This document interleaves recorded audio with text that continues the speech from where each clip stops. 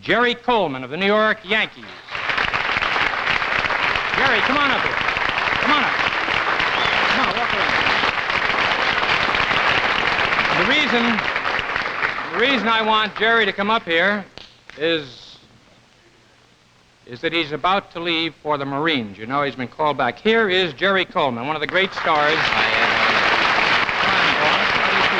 Pretty good shape. You hear yourself? Not putting on any weight, but I'm holding my own. You know, this is the most fantastic. He's about to rejoin the Marines with Ted Williams as a flyer. He served with them in World War II, had 57 missions, and now he's been called back with Ted Williams. Called back with a lot of the ball players. But right now, he's hitting 555 for the... Did you ever hit that high before in your life? Did anybody ever hit that high? I've been thinking quite seriously yet of going home, quitting while I'm on top.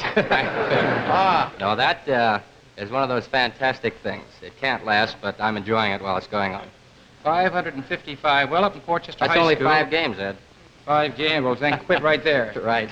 Portchester High School, I hit 387 for the regular season. Jerry, what's the greatest thrill, would you say, now, looking back over your career, what was the greatest thrill you've ever had in baseball?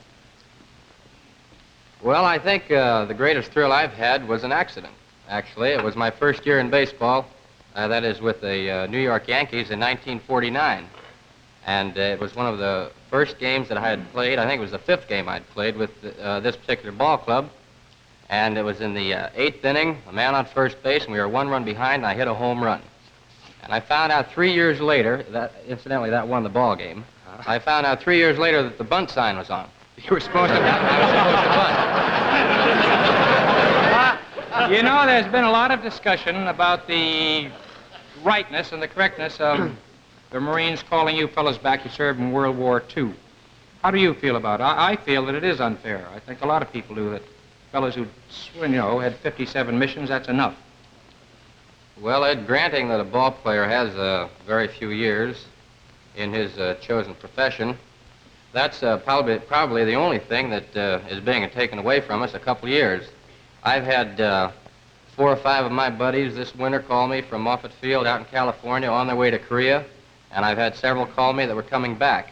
And I would say that 90% of those that I flew with in the last war have been to Korea or have been in the service for some time. So actually, you can't make exceptions for a man because of his profession. I think that's a pretty good American speech, huh?